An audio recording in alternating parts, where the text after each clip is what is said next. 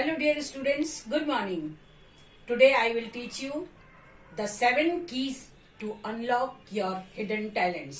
यानी कि अगर आपके अंदर टैलेंट है तो उसको कैसे आप एक्सप्लोर करेंगे, कैसे बाहर आएगा, कैसे सबके सामने आप उस चीज को बता पाएंगे, उसके लिए 7 कीज आपके साथ मैं डिस्कस करना चाहती हूँ. My name is professor Mukta Chandani. You know as you will. 7 keys to unlock your hidden talents. 7 keys आपके hidden talents को बाहर एक्सप्लोर करेगी, उसके बारे में मैं आज आप लोगों को वीडियो के द्वारा बताना चाहती हूँ. आपने पहले भी बहुत सारे अच्छे अच्छे कमेंट्स दिए हैं, बहुत सारे लाइक्स मिले हैं. आप हम इसी तरह से अपना प्यार बनाए रखिए. तो मैं 7 keys की बात कर रही थी. 7 keys to unlock your hidden talent. First one is to always regular meeting with your mentor. आपको हमेशा अपने मेंटर के साथ एक रेगुलर मीटिंग करते रहना चाहिए. आप जिस भी फील्ड में हैं, आप सपोज गेम्स के फील्ड में हैं, सपोज आप सिंगिंग के फील्ड में हैं, सपोज आप स्टडीज के फील्ड में हैं, तो आप अपने मेंटर से, अपने गाइड से, अपने टीचर से रेगुलर मीटिंग करते रहें. क्योंकि अगर आप रेगुलर मीटिंग करते रहेंगे तो आपको ये महसूस होगा कि जो गलतियां आप कर रहे हैं वो आपके मेंटर आपको बराबर बताते जाएंगे. सपोज कई बार क्या होता है, हम काम करते करते इस तरह से थक जाते हैं और हम चाहते हैं कि अब हम लिव आउट कर लेते हैं. लेकिन जब आप लिव आउट करने की सोचेंगे और अपने मेंटर से मिलेंगे तो मेंटर आपको उसके बारे में इंस्पायर करेंगे, मोटिवेट करेंगे और आपका वो लिव आउट करने वाला जो मेंटल एक्टिविटी है वो आपका कैंसिल कर देंगे. और बहुत सारी चीजें ऐसी होती है जो मेंटर जिसके द्वारा जहां पर पहुंच चुके हैं और आप उस जगह पे पहुंचना चाहते हैं, तो वो एक्टिविटी आपको आपके मेंटर वो आपको बराबर बताते रहेंगे. तो regular meeting with your mentor is always done by you. तो सेकंड वन है आपका your read by monthly review of your own goals. यानी कि आपको एक टू डू लिस्ट बनानी है. जो वीकली आपको टू डू लिस्ट बनानी है, एक मंथली टू डू लिस्ट बनानी है.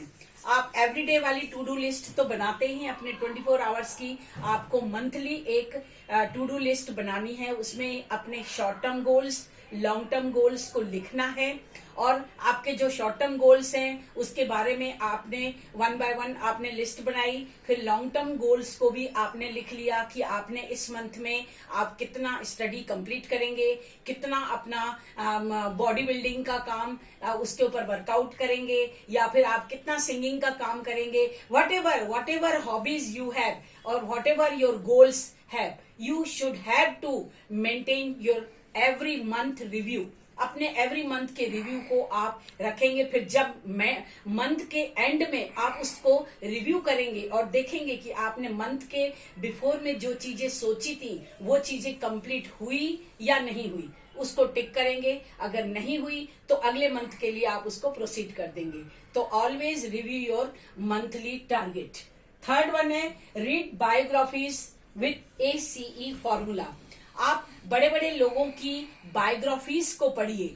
बायोग्राफीज यानी कि किसी के द्वारा अगर लिखी गई बायोग्राफीज, उनकी स्टोरी अगर आप पढ़ते रहेंगे तो उनकी अनसक्सेस स्टोरी या सक्सेस स्टोरी के द्वारा आपको बहुत सारी क्रिएटिविटी आइडिया मिलेंगे.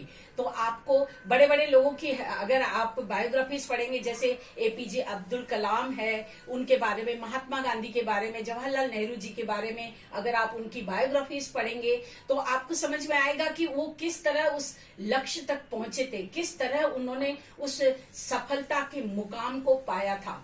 इसके द्वारा आपको काफी हेल्प मिलेगी और आप उस तरह से अपने लॉन्ग टर्म गोल को एडजस्ट कर पाएंगे. उसके बाद है रीड द ब्रांड स्टोरीज.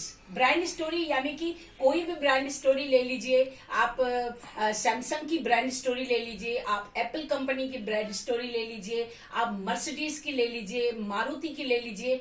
आपके उनके बारे में अगर आप पढ़ेंगे उनको, उससे आपको ये पता चलेगा कि आज से 5 साल पहले, 10 साल पहले वैगनार की, मारुति की, मर्सिडीज की क्या पोजीशन थी, क्या कंडीशन थी, और आज किस तरह से कंडीशन, उस 5 सालों के अंदर उन्होंने क्या डेवलपमेंट किया है, तो किस तरह से किया है, उन सक्सेस स्टोरी को आप पढ़ेंगे। क्योंकि हर ब्रांड की एक सक्सेस स्टोरी होती है, उसको आप पढ़ते रहिए और इस तरह से बीच बीच में आप अपने गोल्स की तरह आगे बढ़ते रहिए। उसके बाद नेक्स्ट आपको एम्पावरिंग इनर सर्कल। आपको एम्पावरिंग इनर सर्कल, आपको ये समझ में आना चाहिए कि आप किन लोगों के साथ उठना बैठना करते हैं, आपके फ्रेंड सर्कल कौन है, आप किसके साथ ज्यादा टाइम बिताते हैं। तो बाय ऑटोमेटिकली, बाय डिफॉल्ट आप उनके जैसे हो जाएंगे। जैसे अगर आप अच्छे लोगों के साथ, अच्छे पढ़ने वाले बच्चों के साथ दोस्ती करेंगे, या आपकी जो हॉबीज है उनके साथ मिलकर आप काम करेंगे, तो आप ऑटोमेटिकली उनके जैसा बनने की कोशिश करेंगे। रेगुलर अगर वो बच्चे आते हैं और आपने उनके साथ दोस्ती कर ली, तो रेगुलर आप भी रेगुलर हो जाएंगे। इस तरह से क्या कई ऐसी वैल्यूएबल क्वालिटीज है जो आप अपने फ्रेंड सर्कल में रहकर सीख सकते हैं।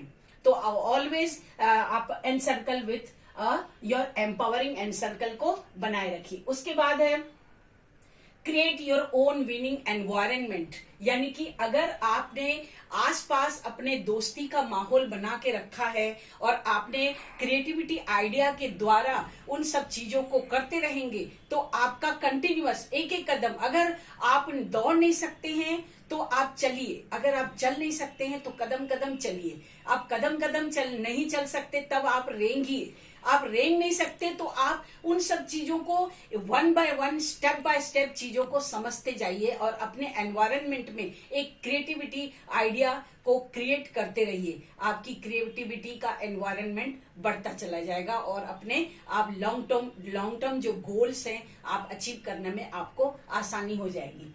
उसके बाद है आपका right your thoughts everyday. Right your thoughts everyday यानी कि आप जो कुछ भी आपस सुनते हैं, समझते हैं, एग्जाम्पल्स में नोट डाउन करते हैं, उन चीज को आप थॉरोली पढ़िए और दोबारा उस चीज को नोट्स के रूप में बनाइए। नोट मेकिंग कीजिए। आप जब क्लासरूम में नोट टेकिंग करते हैं तो आप नोट मेकिंग करिए, यानी कि अगर आप क्लासरूम में कुछ पॉइंट्स को नोट डाउन किया तो आप घर जाकर उसको नोट मेकिंग के द्वारा अपने डिटेल नोट्स बनाइए। एवरीडे आप लिखने की कोशिश करेंगे तो काफी कुछ आपका इम्प्रूवमेंट होगा, क्योंकि आपको पहले भी मैं बता चुकी हूँ कि राइटिंग स्किल्स के 4 बेनिफिट्स बहुत इंपॉर्टेंट है। 4 बेनिफिट्स में आपको राइटिंग स्किल्स में पहला बेनिफिट ये मिलेगा कि आपकी हैंडराइटिंग सुधर जाएगी। दूसरा बेनिफिट, राइटिंग स्किल्स के द्वारा आपकी स्पीड बढ़ जाएगी। तीसरा, आपको मेमोरी में आपका सेव हो जाएगा, आपको जो भी चीज आप पढ़ेंगे वो आपके मेमोरी में सेव हो जाएगा। और चौथा है, आपके पास एक परमानेंट रिकॉर्ड बन जाएगा। आप कभी भी अगेन एंड अगेन उस चीज को ओपन करके, बुक को ओपन करके, नोटबुक को ओपन करके आप याद करके देख सकते हैं। तो ये 4 बेनिफिट्स आपको राइटिंग स्किल्स के द्वारा मिलेंगे। उसके बाद लास्ट है आपको ACE फॉर्मूला। ACE फॉर्मूला के द्वारा अपनी चीजों को आप क्रिएटिविटी आइडिया के द्वारा करिए। जब आप कोई बड़े ग्रेट पर्सन्स की बायोग्राफीज पढ़ेंगे तो आप उसमें ACE, A यानी कि एक्शन प्लान के द्वारा उस चीज को फॉलो अप कीजिए, C यानी कंसिस्टेंसी बनाए रखिए, और लास्ट में E यानी इफेक्टिवनेस, यानी कि आपको आउटपुट क्या मिलता है ये आप उसके बारे में समझिए। तो I think you understand all this things. आपने सारी चीजों को, 7 कीज को आपने समझ लिया होगा। अब आप इसको अपनी लाइफ की स्किल्स में डेवलप करने में इसको फॉलो अप करते रहिए, और आप हमारे वीडियो को बहुत पसंद करेंगे तो आप उसको लाइक, शेयर और सब्सक्राइब जरूर कर लीजिए। Thank you very much.